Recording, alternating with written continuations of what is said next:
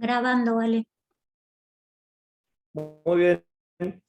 Buen día, compañeros, compañeros. Bienvenidos al segundo encuentro que vamos realizando desde el espacio intersindical y en esta oportunidad con los compañeros del Instituto Patria. Es ineludible arrancar el día de hoy, la jornada de hoy. Todos sabemos lo que significa Lilian en la coordinación y en el trabajo, y que estas jornadas son posibles solamente por ella. El tratar de decir de que esto es un reemplazo es imposible, porque Lili es irreemplazable. Estuvimos comunicados desde ayer y sabemos que salió bien. Esta mañana hablamos con uno de los hijos. Está bien, ya estuvo caminando algo, así que se está reponiendo.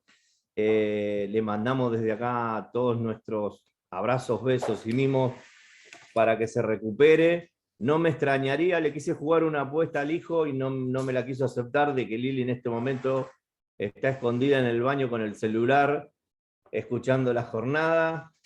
Pero después al final le vamos a mandar un saludo entre todos. No me aceptó la apuesta.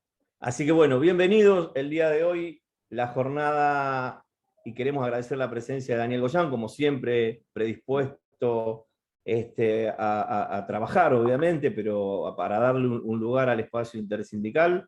Este tema en el que ronda la jornada de hoy, con el tema de los medicamentos, es algo que vamos a seguir batallando, no hemos bajado los brazos nunca, y este es el momento de impulsarlo más. Yo no me quiero extender, para ser muy respetuoso con el tema de los tiempos, con el tema de los tiempos de los compañeros, para poder tener tiempo para trabajar en los talleres.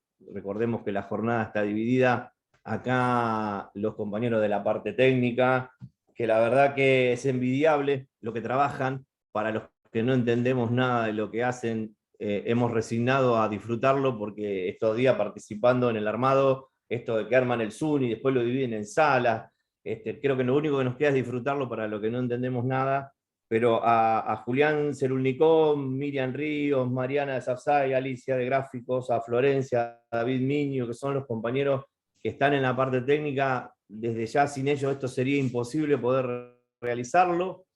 Y para dar comienzo y no extendernos más, yo le quiero dar la palabra, la bienvenida y repetir el agradecimiento al compañero Daniel Goyán para que dé comienzo a la jornada de hoy. Bueno, hola a todas, todos. ¿Cómo les va? Muchas gracias de nuevo siempre, como siempre, por la invitación. Estoy acá en la oficina con la ventana abierta. Busqué el mejor posicionamiento por el tema de la luz para evitar los claroscuros, y estoy mirando el Congreso ahí de frente. Así que un día hermoso. Suerte que lo de Lili salió bien. Estábamos todos ciertamente preocupados cuando nos enteramos, pero bueno, también sabíamos que está agarrado a tiempo, que es un estadio muy curable, así que tenemos todos la enorme esperanza de que tenemos Lili para mucho, mucho y mucho rato todavía, y con la falta que nos hace. Así que, bueno, dicho esto, comenzar un poco, ¿no? A charlar sobre un tema tan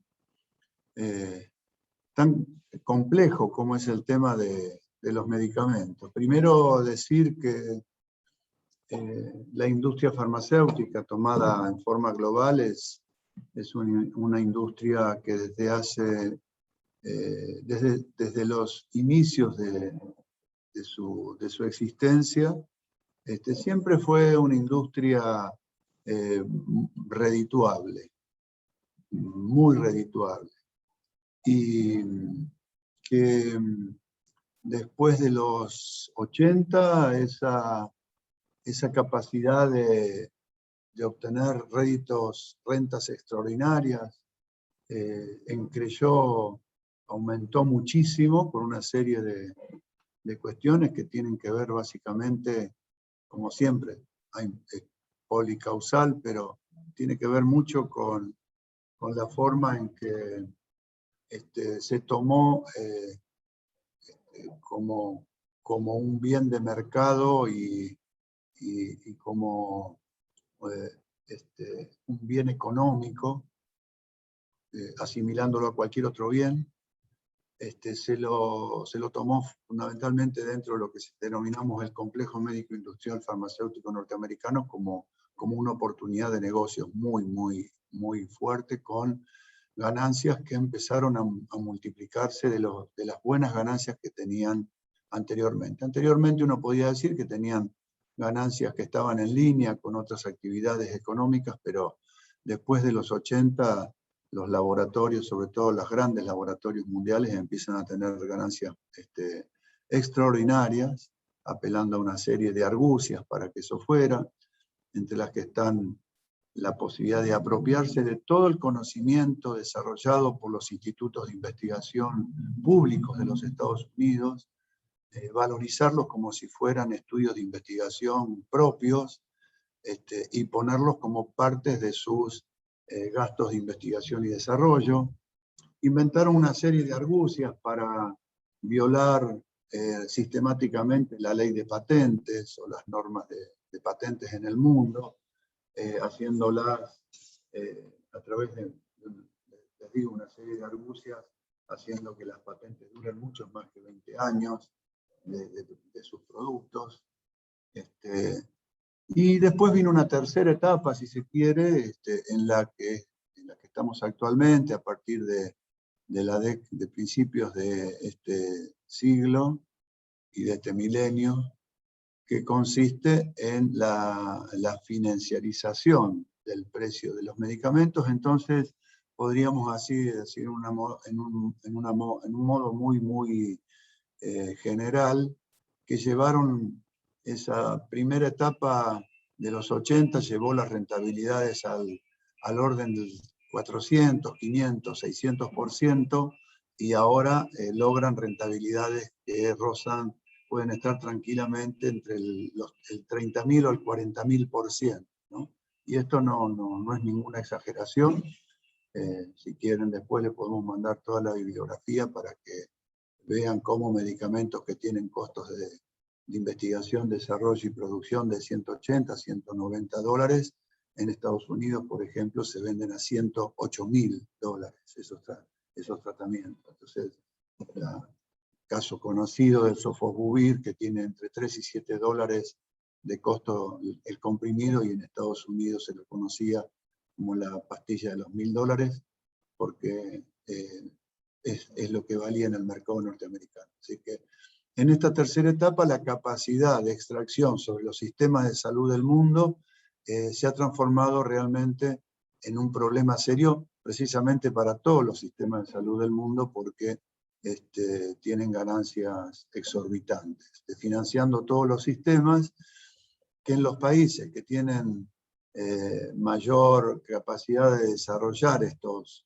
productos, estos medicamentos mal llamados de alto costo, son de alto precio, en cierta manera se compensa nacionalmente la pérdida de capacidad de financiamiento de los sistemas de salud, porque esos dineros en cierta manera también quedan dentro de las economías de esos países.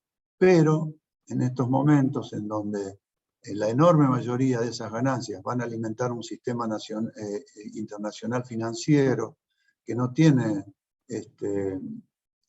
límites de países, no es tan así tampoco esto, y se genera toda esta cuestión de un desfasaje enorme entre aquellos grupos que manejan enorme cantidad de recursos escondidos en guaridas fiscales, en criptomonedas, etcétera, etcétera, y que provienen de esas tremendas ganancias que producen los medicamentos. Obviamente lo que les estoy contando es que los medicamentos bajo esta realidad dominante están muy lejos de poder ser un bien social. Obviamente hoy es un bien de mercado, claramente, y lo que sí hay son distintas estrategias de distintos países que tienen una mayor capacidad de negociación con estos emporios farmacéuticos y que logran mejores precios. Pero en realidad todos los sistemas de salud del mundo están hackeados por esta industria de los medicamentos. En nuestro país tenemos una historia que, si bien es anterior a la década del 60, a la década del 40, tenemos un país en donde prácticamente no había legislación ni normas para la producción, importación, comercialización, dispensa de los medicamentos antes de la década que va del 40 al 50. Ahí luego aparece, por supuesto, el gobierno peronista, que entre otras cosas intenta regular mercado, no solamente normativamente, sino generando el EMEST, la empresa de medicamentos del Estado. El EMESTA no era una empresa que tendiera solamente a producir medicamentos, que de hecho comenzó haciéndolo. Era una empresa que intentaba controlar con distintas normativas las rentas extraordinarias de los grandes laboratorios, que por aquel entonces eran europeos, fundamentalmente con base en Suiza, y también ya norteamericanos, por dicho Estados Unidos, Norteamérica. Estuve leyendo hace poco un libro sobre la EMESTA, la empresa esta, y la verdad que empezó con muchas ínfulas, con muchas fuerzas, de la mano de Carrillo, y mismo durante el propio gobierno, primer gobierno y segundo gobierno peronista, la verdad que la empresa fue perdiendo fuerza, y uno lo ve claramente en los presupuestos que se le asignaban, que fueron decreciendo, y en realidad al principio empezó bastante promisoriamente, con algún tipo de garantía de mayor equidad en el acceso a los medicamentos, pero eso luego, en el tercer, cuarto año de existencia, prácticamente se fue moderando. Tan es así que uno ve las propagandas de la época, de la publicidad en los medios del EMESTA, y de plantearse una política fuertemente soberana, termina en los últimos años publicando, haciendo publicidad en los diarios, un poco reconociendo y aprobando la radicación en la Argentina de laboratorios extranjeros. Y esto todo viene a cuenta a la hora de ver lo difícil que es desprenderse de la industria farmacéutica internacional y lograr un desarrollo soberano cuando uno imagina, una forma un poco simplista, como a veces solemos hacer algunos militantes, los cuales me incluyo en algún momento de mi vida, de que esto se puede hacer en una forma bastante rápida. Y la verdad es que cuando te das cuenta que cuando simplemente esbozás algunas medidas, directamente aparecen las amenazas de desabastecimiento inmediato. Y les voy a poner un ejemplo. Cuando salió en el año, creo que 2002, la ley de prescripción por genéricos, 2004, el famoso artículo 2 se agregó sobre la hora, pero también bajo la amenaza de todos los laboratorios multinacionales de retirarse inmediatamente de la Argentina. Cosa que yo no sé si va a pasar o no, pero la desestabilización política que se produciría si desaparece el abastecimiento, aunque sea 2 o 3 meses, de medicamentos que son vitales para muchas personas, más todo obviamente el rol que cumplirían los medios de comunicación y todo lo demás, es fácil darse cuenta que tienen un poder de desestabilización muy grande. Poder que lo tienen cotidianamente con la amenaza del retiro de la publicidad, por ejemplo, en los medios de comunicación. Medios de comunicación en promedio, en Argentina más o menos está en el promedio, pero en el mundo representa el 30% de la publicidad total de los que se hacen en los medios masivos de comunicación. Entonces, por lo menos en los países occidentales, ¿no? Entonces, no es difícil comprender aún en pleno gobierno de Perón, sobre todo en los tiempos en donde todo era desarrollo del país, desarrollo de la industria, desarrollo de las comunicaciones, del transporte, del sistema sanitario, del sistema educativo, aún así tenían mucho poder de lobby. Y en definitiva siempre es que estamos hablando de una mercancía que es completamente diferente, un producto que es completamente diferente a otros productos, porque la capacidad que tiene cada persona de poder decidir está muy limitada y mediada, ¿no es cierto?, por alguien que prescribe principalmente. Pero también está mediada hoy en día por la avalancha comunicacional que genera subjetividad sobre esas personas y generan una relación con el medicamento que, por supuesto, como decía Horacio Barri, entra en el terreno también ya del mito, ¿no? Hace pocos días estamos ahora con un medicamento, no recuerdo si es para el tratamiento de la AME o qué, de $2 millones, que le están imponiendo al PAMI que lo compre, al IOMA que lo compre, y en el sentido común de la gente y en el sentido común de los diputados, colegas míos, me dicen, che, pero ¿por qué no lo compra el IOMA, no? Y vos le explicás, mirá, se funden las obras sociales si entramos en esa dinámica. La barrera no es que no lo quiera comprar. La barrera es que no vale $2 millones. Entonces nosotros damos por descontado, no discutimos eso, y decimos, bueno, que pague el que tiene que pagar. Y el problema es que no estamos diciendo, pongámonos de punta con el que lo está cobrando $2 millones, porque vale 20.000, o 30.000, o 15.000.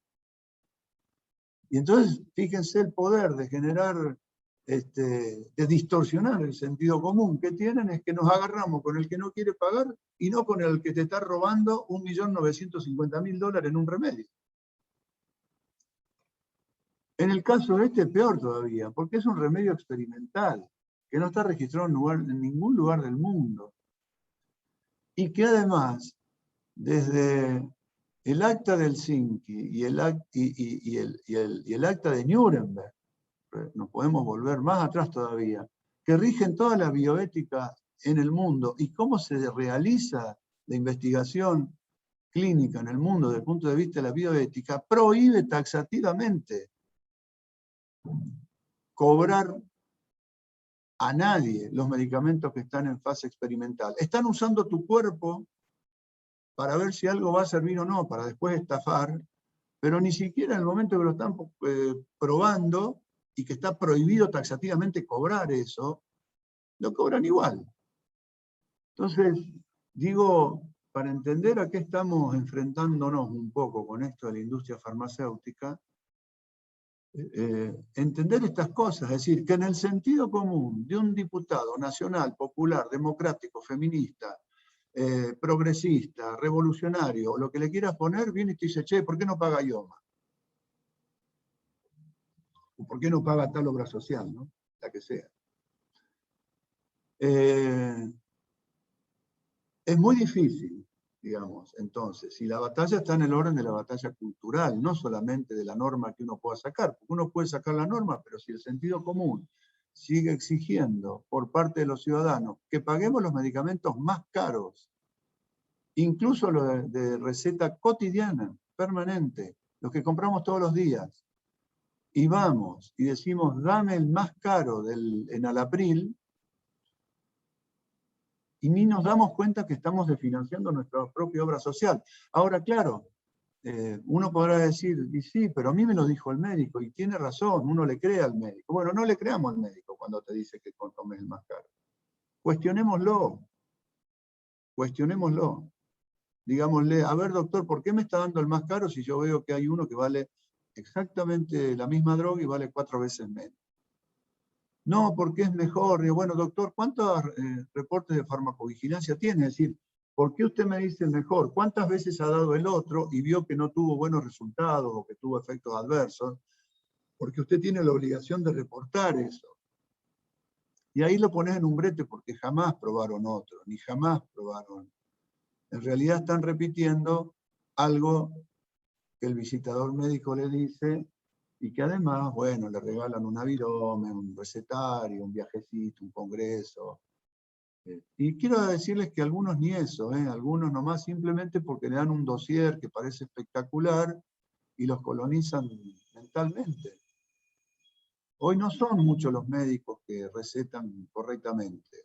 Son muchos, sí, pero proporcionalmente a la cantidad de médicos, lamentablemente son pocos. Y que incluso tienen que lidiar con su paciente, porque les dice, el paciente va y le dice, no, pero mire que este es el mejor, porque yo lo leí, lo vi en internet, y qué sé yo qué. Y bueno, tenés que dedicarle tiempo a decirle, no, señora, mire, es lo mismo, hay un mismo instituto que nos dice que es exactamente igual, y explicarle.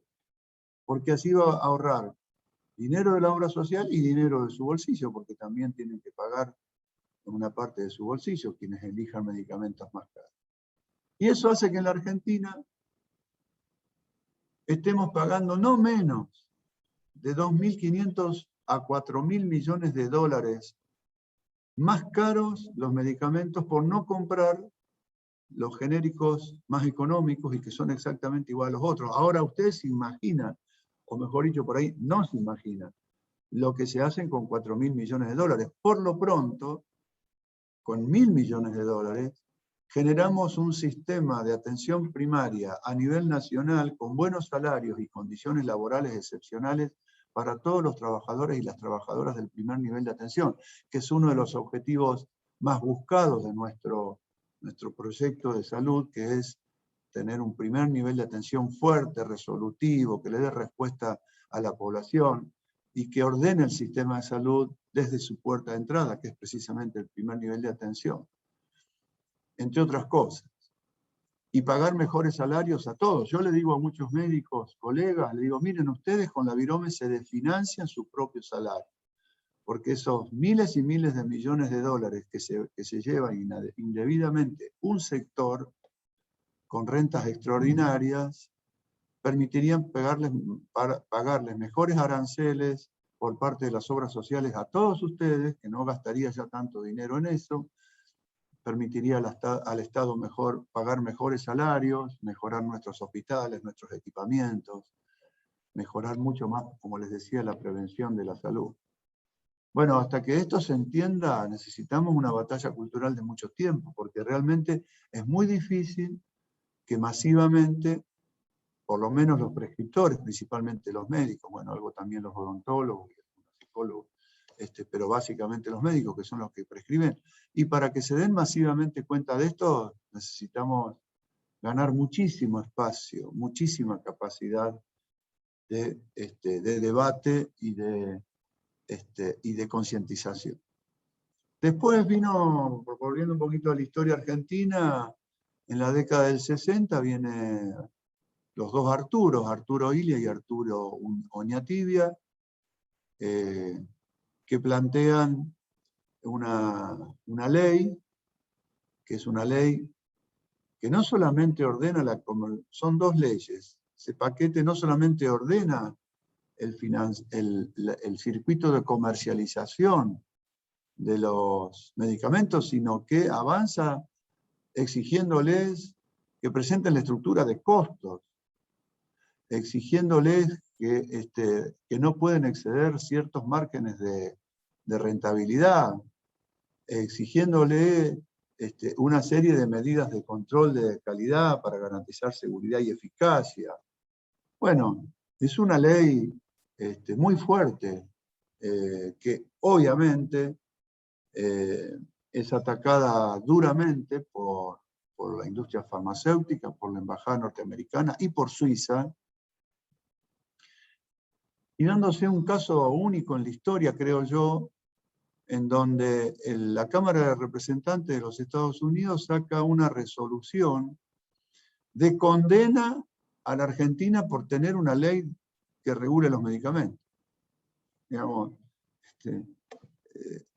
Estados Unidos tiene cuantas intromisiones se les ocurra en el mundo, han hecho cuidando sus intereses, han hecho todo, pero que formalmente una Cámara de Representantes salga y critique a otro poder legislativo de un país soberano por dictar una ley que más o menos regulaba la comercialización de los medicamentos, creo que es el único ejemplo que hay, y con un grado de impunidad total, ¿no?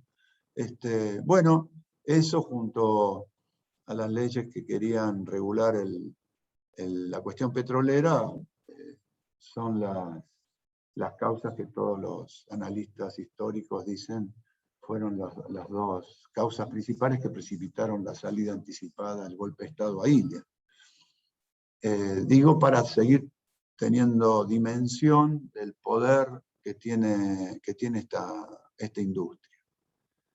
Yo les decía que en la década del 80 cambia cambia para peor, digamos, la capacidad que tienen de obtener rentas extraordinarias la industria farmacéutica a partir de un proceso que empieza en Estados Unidos con un par de leyes de unos republicanos, senadores, que se llamaban Bayh y Dole, que genera una ley conocida como Bayh-Dole, en la cual, a partir de esa ley, yo les comentaba recién, las empresas norteamericanas de medicamentos pueden apropiarse de todo el conocimiento de investigación desarrollado por los institutos públicos de Estados Unidos, que son muy buenos. El tema es que los institutos públicos de investigación en Estados Unidos hasta ahí tenían una visión de desarrollo del conocimiento que después supuestamente iban a enriquecer el conocimiento de la humanidad. Y a partir de ahí, de esta ley, lo que hacen las grandes empresas es legalmente apoderarse de ese conocimiento y cargarlo a sus costos de producción, de investigación, de investigación y desarrollo como si fueran propios.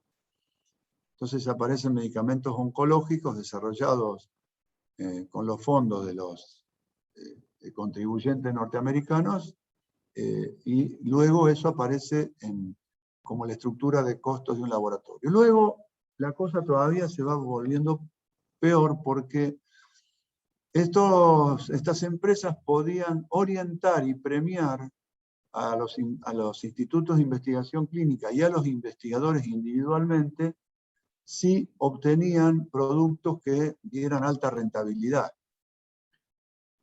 Y esto termina finalmente en donde se invierte la cosa. Las grandes empresas son los que le proponen los brochures de investigación, es decir, los protocolos de investigación a los centros públicos de investigación, precisamente buscando el desarrollo de nichos de negocios que fueran los más rentables.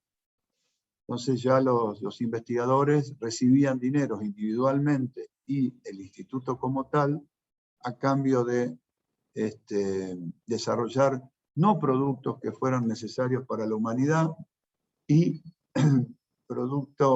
sino productos que fueran muy rentables.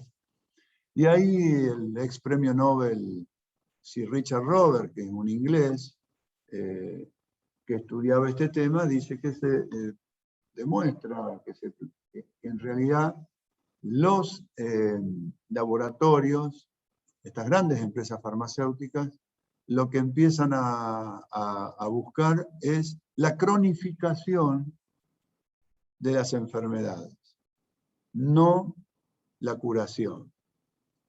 O empiezan a buscar, a través de investigaciones muchas veces muy sospechosas, empiezan a fundamentar la necesidad de uso de determinados medicamentos para indicaciones que no tenían mucha base científica. Por ejemplo, se modifican 3 veces el estatus de la hipertensión arterial o de la diabetes, ¿no? Entonces, cada vez que te tiraban para abajo, que la presión normal 8-14 estaba bien, después aparecían otros que en realidad tenía que ser 7-13, y después otro que te decía que la ideal era 7-12, y entonces cada vez que movían esto agregaban potenciales 800 millones de personas que necesitaban la medicación. Entonces venía, y es muy común, que el médico dijera, mire, con los últimos estudios que tenemos, como usted le está dando 13, a veces 13,5, yo ya le pondría 5 miligramos de enalapril preventivamente. Bueno, ahí tenés 1.000 millones de tipos que necesitan 5 miligramos de enalapril. Empezaron a manipular estos estudios de investigación para demostrar este tipo de cosas. Con el colesterol ni les cuento. Cada vez que modificaban, ahora ya los números son, no sé, algunos si tenés 160, que es un número bárbaro de colesterol, 180. Cuando yo tuviera era 240. Bueno, y cada vez que lo modificaban eran 500, 600, 700 millones de tipos que eran, para los cuales era necesario personas en el mundo que preventivamente y que yo que tomaran un poquitito de alguna estatina, ¿no? Y así aparecieron un montón de medicamentos. Es decir, lo que dice Sir Richard Roberts, en realidad han llevado a la ciencia del mundo que trabaje con un horizonte comercial del medicamento, no con un horizonte de realmente intentar curar las enfermedades o mejorarlas sustantivamente. ¿Sí? Trabajan más para la industria farmacéutica, y la industria farmacéutica lo dice claramente, sus intenciones son de rentabilidad.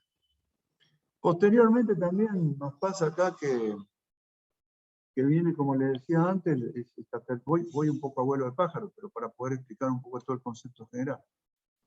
Aparece en los tiempos en donde ya los fondos globales de inversión invierten en un medicamento, en el desarrollo de un medicamento, y la ecuación de precios se hace en base a la promesa de tasa de retorno, de rentabilidad que van a tener los inversores.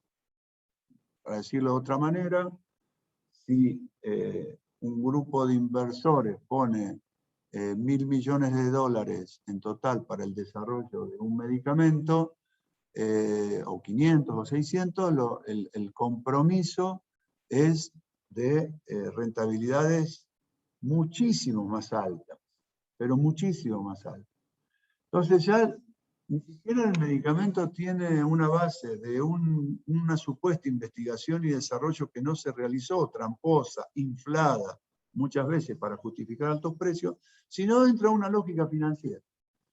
Y es por eso que un medicamento de los llamados de alto precio puede variar su costo, porque en realidad, su precio, mejor dicho,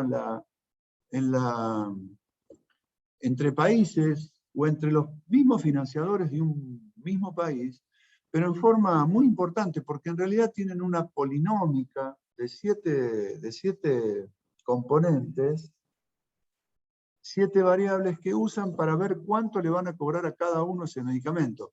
Y el resultado final es que es lo máximo que te pueden sacar, que te pueden exprimir a determinado país o a determinado pagador.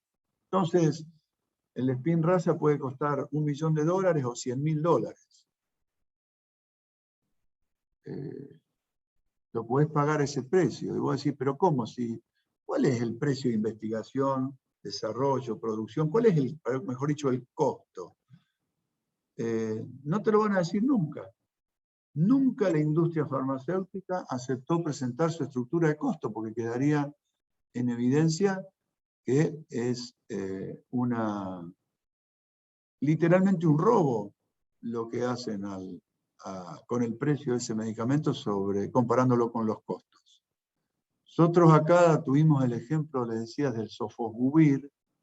Sofosbuvir para curar la hepatitis C es un medicamento que se desarrolló en un laboratorio californiano que se llamaba Pharmacet, que estaba dirigido por un investigador científico de origen egipcio que se llamaba Raymond Shinasi, y buscando un medicamento para el HIV, encontró que los pacientes con HIV no se curaban el virus del HIV, pero los que tenían asociados hepatitis C, que eran muchos, sí se curaban, y se curaban en 3 meses. Imagínense una enfermedad hasta ahí incurable que llevaba con el tiempo a un porcentaje de pacientes o de personas a la cirrosis y a la muerte, lo curaba con un tratamiento de 3 meses, 84 días.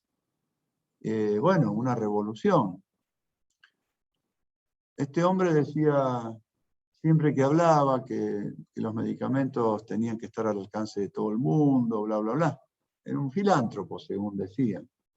Bueno, pero vino una empresa que se llama Gilead, una empresa que, si empezamos a indagar, la creó Donald Rumsfeld, secretario de Estado de los Estados Unidos de Norteamérica, un tipo muy republicano, muy de derecha, creador de guerras en todos lados, y que ya había estafado a la humanidad con el oseltamivir, ¿no? Con la gripe H1N1, se le habían mandado una tremenda estafa, y que ya había estafado incluso al ejército de los Estados Unidos, diciéndole que los árabes tenían el virus de la viruela, y entonces le vendieron durante años al ejército de Estados Unidos un antídoto por si los árabes le inoculaban en alguna guerra de las tantas que hacen la viruela, y nunca pasó nada de eso, por supuesto, pero el laboratorio Gilead creció estafando al propio gobierno de los Estados Unidos en forma monumental.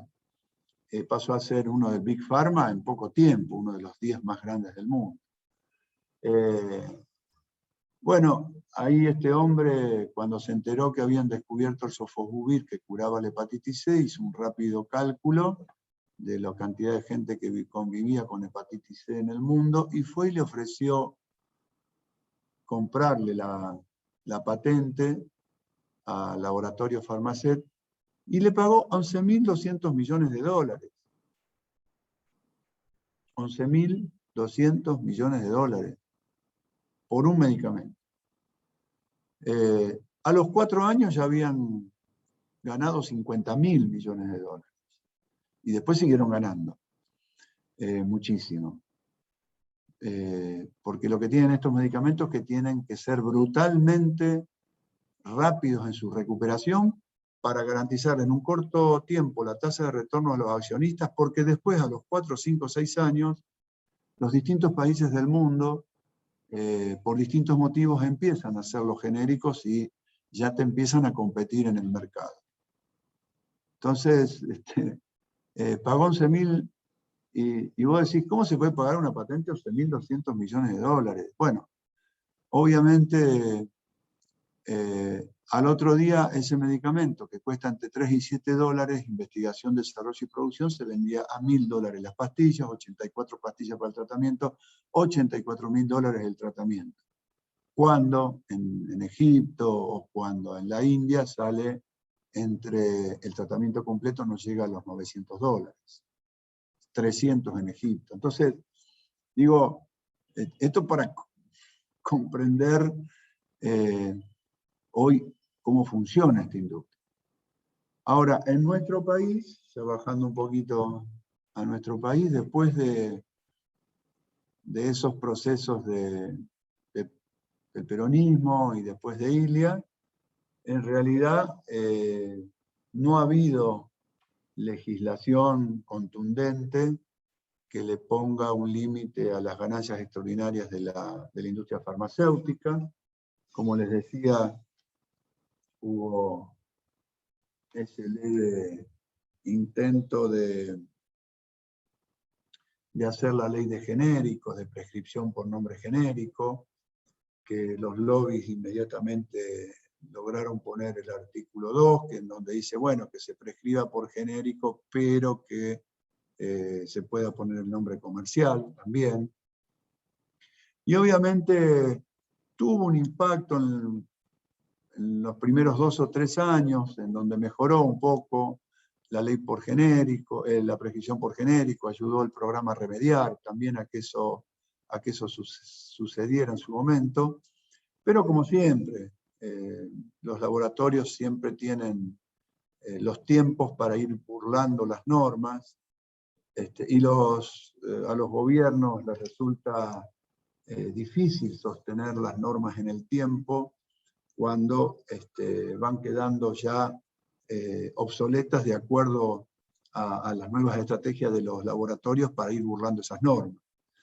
Entonces, imaginen ustedes que sacar una ley y requiere de tiempos, de años, de discusiones, de debate, que entre en el momento adecuado, que se vote, etc. Y después en 2 o 3 años los laboratorios te la burlan a la ley. Te burlan las normas, ¿no? Porque cuando en una época del gobierno de Néstor y Cristina se pusieron precios máximos para 500 productos farmacéuticos, al mes empezaron a aparecer el plus, nueva fórmula, ya no estaba en la lista. Era lo mismo, pero ya no estaba en la lista. Entonces decía, el de la lista iba desapareciendo de la farmacia, nunca lo encontrabas, pero estaba el nuevo, pero el nuevo no estaba en la lista. Entonces, sin romper con lo que se había acordado con el gobierno, ya te estaban cobrando diferente los precios. Y así, tienen una enorme inventiva, tienen departamentos enteros de legales, de marketing. Lo que gastan los laboratorios, sobre todo del complejo de los grandes multinacionales, lo que gastan en estudios jurídicos es una cosa monumental. Y todo eso no lo paga el laboratorio, después te lo cargan al precio. Lo que cargan los laboratorios en marketing, en cuestiones, en sueldos gerenciales, los CEOs de las grandes industrias farmacéuticas ganan entre 200 y 300 millones de dólares anuales. Todo eso también forma parte de lo que después pagamos, ya no solamente en los medicamentos de alto precio, sino en medicamentos incluso que tienen patentes recontra viejas y vencidas y que a través de determinadas argucias legales se la terminan apropiando algunos laboratorios. Caso de la pirimetamida, ¿no? Que era una droga que debe tener 50 años de inventado más y que estaba recontra bueno, pero un laboratorio norteamericano se quedó con la exclusividad a través de argucias legales y subió el precio en un día subió el precio de 16 a 700 dólares de ese medicamento. Fue un escándalo, el tipo esta vez terminó preso, ¿no? Porque fue un escándalo, pero vos le escuchabas hablar y te decía, bueno, esto es de la ley de mercado, el que pueda pagar, que pague. Así desembosadamente. Bueno, en la Argentina nosotros tenemos que los laboratorios apelan, la industria farmacéutica en Argentina es la industria más colusionada que existe, es la industria más cartelizada que existe, dentro de todas las cartelizaciones. Miren que le estoy hablando de la colusión de empresas de alimentos, que son también muy poquitas y que se ponen de acuerdo para subir los precios. Bueno, el nivel de colusión que hay en la industria farmacéutica es superior todavía. Es decir, se ponen de acuerdo para todo, para las licitaciones, para las compras. Yo les menciono ejemplos. Cuando estábamos en plena pandemia de COVID, en el pico del peor momento del COVID, con las camas prácticamente a pleno en todos los centros de salud del país, las camas de terapia, el midazolam, por decirle un solo caso, una droga que se usa para los que están intubados, y que es de altísima cantidad de ampollas por día, se usan enorme cantidad, costaba entre 60 y 80 pesos el costo total de producción, incluido el marketing, que en este caso mucho marketing no es, porque es es una droga de venta hospitalaria, ¿no? Pero contando todos los precios que cargan los laboratorios privados a sus costos fijos, ¿no? Y variables. Entre 60 y 80. Bueno, acá se vendía a 600 y se llegó a vender en algunas provincias del interior a 1000. A 1000 pesos la ampolla. Nosotros, como no había en el mercado, te lo cobraban eso, pero para la provincia de Buenos Aires necesitábamos millones por mes de esas ampollas, por la cantidad de pacientes internados, rastreando en todo el mundo conseguimos una empresa de otro país que nos vendió una cantidad importante, no sé si 2 millones o más de ampollas. Esa empresa nos vendió la ampolla a un precio equivalente en pesos a 117 pesos. Y me imagino que ganó un montón de guita, porque en la industria farmacéutica se gana mucha plata. Un productor local me decía que a él le salía entre 60 y 80 pesos y que él pensaba venderla a 180, que ya es una ganancia importante, pero que como el mercado estaba muy demandado, y bueno, podía cobrar, el gobierno había puesto un precio máximo, creo que era de 425, pero que casi todos los estaban vendiendo por arriba del precio máximo. Lo vendía a 500, 600. Bueno, digo, en un momento de pandemia, en un momento en donde supuestamente tienen que salir un poquito de patriotismo, de humanismo, de decir, bueno, che, voy a colaborar con algo. Bueno, así es la industria farmacéutica. Ustedes me dirán, la alimenticia es lo mismo, y sí, más o menos lo mismo, pero el tema de la particularidad que tiene el medicamento en el sentido común de la gente, ¿no? Es decir, si está el tipo en terapia y no está, se murió. No, en el momento, no es... Si el alimento está caro, te produce un daño que es más crónico. Ahora se te murió en ese momento. Bueno, así funciona. Nosotros tenemos una industria que es básicamente copiadora, que invierte muy poquito en investigación y desarrollo, que siempre que invierte en investigación y desarrollo invita al Estado que la acompañe, pero después las ganancias son para los privados. Y que tiene una cultura muy fuerte de no innovar. Siendo que en Argentina tenemos una cantidad de recursos humanos calificados para avanzar en la innovación.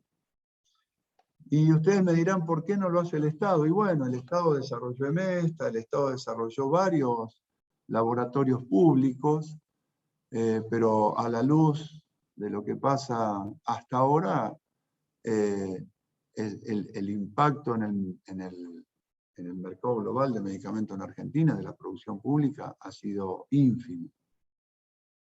Tenemos que insistir, tenemos que desarrollar y darle más fuerza a los laboratorios públicos, no para abastecer todas las necesidades, sino primero para tener los precios de referencia, te sentás a negociar sabiendo con exactitud lo que sale producir ese medicamento, y ahí nomás le decís, che, me estás cobrando 20, 30, 40 veces más.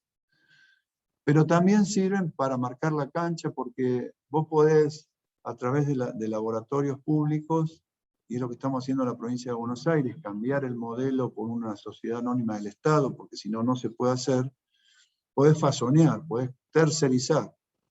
Y ahí, tercerizando nomás, a gran escala, lográs ahorros de entre el 50 y el 60%, por lo menos en los medicamentos de uso hospitalario, de todas las jurisdicciones, y eventualmente de algunas obras sociales que tienen también, que quieran, eso está en el Sistema Nacional Integrado de Salud como una de las opciones, que quieran abastecerse de esos medicamentos a mitad de precio para sus efectores propios.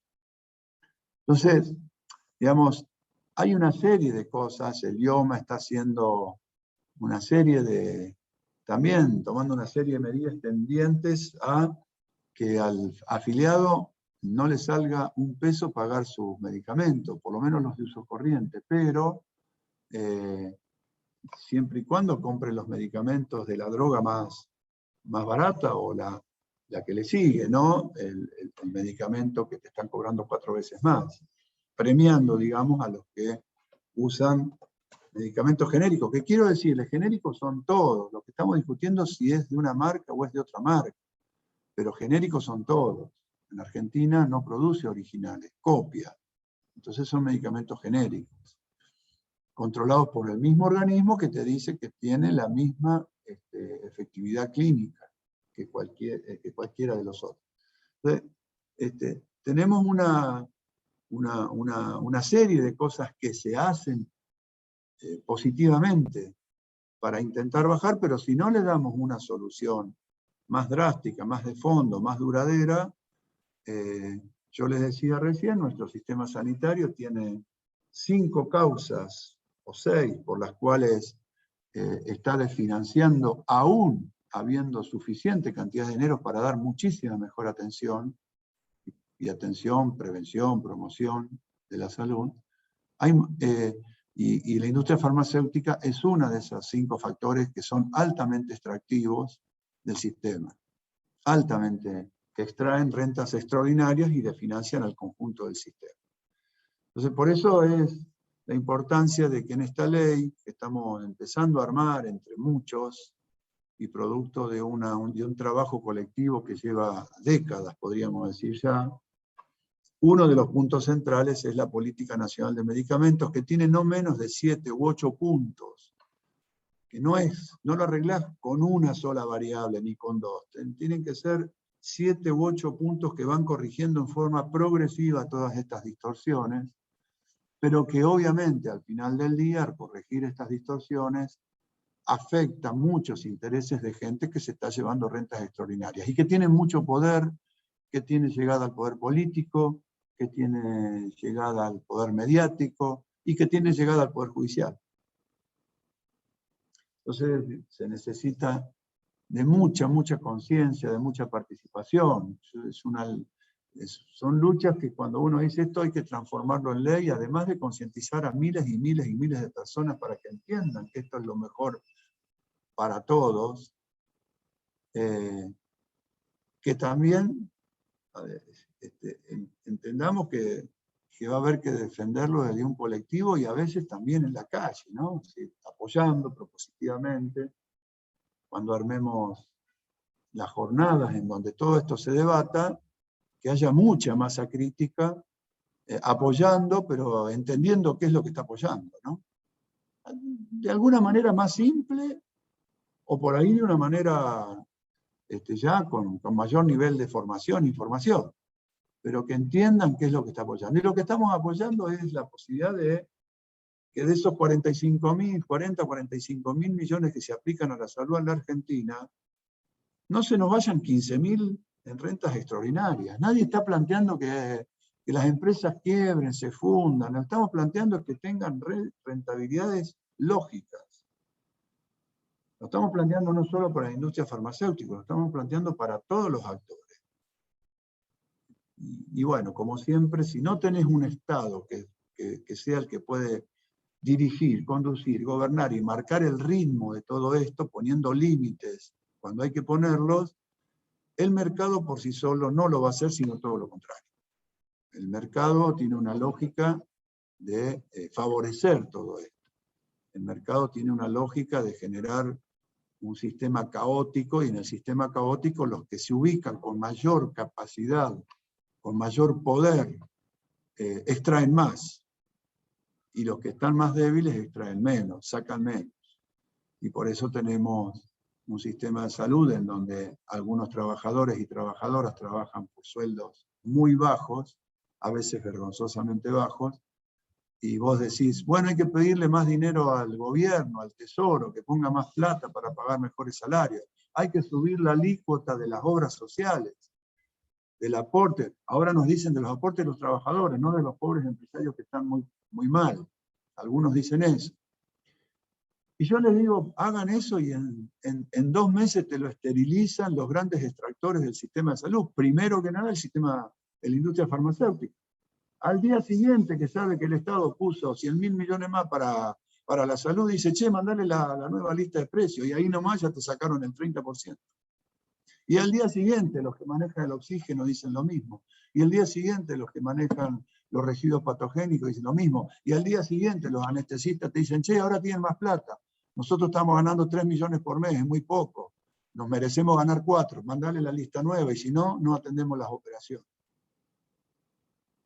Lo triste es que cuando esto sucede, en el sentido común de la gente entran a putear a la obra social o a insultar al gobierno que no pagó al pobre anestesista. Y no al anestesista que cobra 4 palos por mes, promedio. Entonces, estas son las cosas que tenemos que discutir, que no es cuestión solamente de tener una ley, no es cuestión solamente de tener una norma.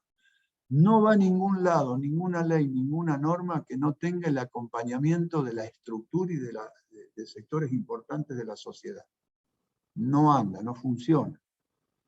No funciona. La norma después languidece, como tenemos tantas leyes que consagran el derecho, pero después no está el dinero para el derecho. Entonces vuelve a ser un supuesto derecho al cual acceden los que logran vencer algunas barreras y obstáculos, con lo cual ya deja de ser un derecho y un privilegio o una prerrogativa.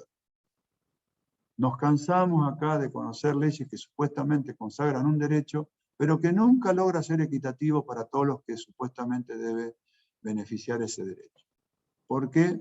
Porque después no alcanza la guita. Y la guita la tienen los que se están llevando en forma inadecuada los recursos del sistema.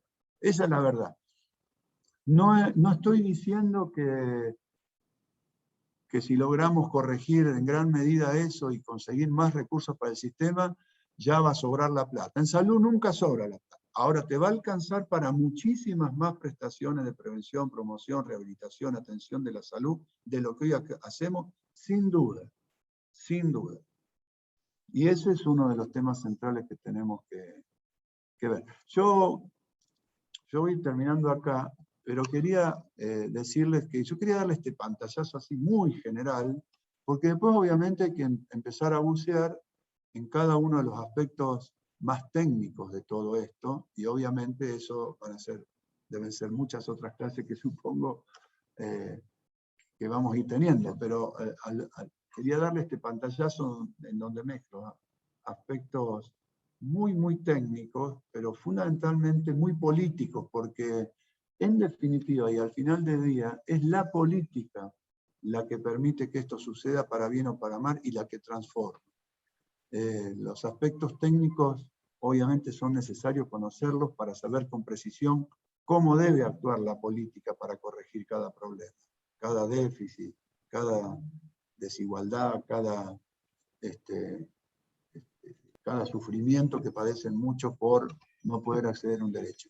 Eso hay que tener la precisión que después te da el conocimiento técnico. Pero la política, la gran política es la que define cuáles son los problemas que hay que resolver macro para poder después resolver todo el resto. Así que bueno, yo termino, muchas gracias. Y bueno, no sé cómo sigue esto, no sé cómo está armado, si hay alguna o preguntas o opiniones, siga quien está a cargo de la coordinación. Gracias. Bueno, gracias Daniel. Como siempre, un lujo. Yo creo que podríamos estar todo el día escuchando y debatiendo. Nuevamente, darte las gracias por la participación. El encuentro ahora está programado, nosotros con la magia de la tecnología. Florencia, mientras estaba dando este pantallazo, Daniel, en el cual todos coincidimos y creo que vamos a seguir insistiendo, y lo hemos hecho antes, lo vamos a hacer ahora y vamos a seguir. En algún momento los cambios van a ir llegando, no van a ser todos juntos, pero vamos a estar ahí al pie del cañón como lo hemos estado todo este tiempo para apoyar, y por eso la idea de la jornada de hoy es estos talleres donde las conclusiones que salgan de las 4 comisiones que están se te van a entregar en un documento como para poder seguir trabajando y poder seguir avanzando y poder seguir haciendo encuentros, y a su vez estas conclusiones, lo que nosotros queremos que no terminen hoy, por eso lo repetimos incansablemente todos estos días, lo que salgan de hoy de los talleres tienen que ser material para que cada uno de los responsables de los sindicatos, replieguen esta jornada con sus compañeros, lleven las conclusiones, hablamos los debates y sigamos juntando opiniones y sigamos juntando material y herramientas para poder seguir construyendo. Agradecerte como siempre, y la idea ahora es pasar a los talleres. Florencia nos explicaba al principio con la magia de un botón que ellos tienen, ya están todas las salas divididas, ella ahora aprieta un botón y nos van a dividir con los coordinadores que ya están preestablecidos, con quienes se van a ocupar de la parte técnica. Agradecer a todos los presentes, agradecer a los compañeros de la mesa de cierre que participaron durante toda la jornada, a Claudio Marín, a Mauricio Klackman y a Rubén Sajem, que estuvieron presentes. Nosotros sabemos lo que significa el esfuerzo en los tiempos que corre de estar presente. Ellos van a volver a ingresar para el cierre, que va a estar ahí por las 12:03, a las 12. Hacemos la presentación entre 12:15, vamos a estirarnos un poquito con los talleres, hasta 12:15, y entre 12:15 y 12:30 los coordinadores de cada taller van a designar un compañero que va a leer la conclusión de ese taller, entre 12:15, 12:30, 12:40, y a esa hora vamos a dar el cierre con los compañeros que recién nombré, que van a participar de la jornada y del cierre. Toda esta parte va a estar a cargo de la exquisita conducción de la compañera Marisa Barromere. Así que si les parece, gracias a todos y ahora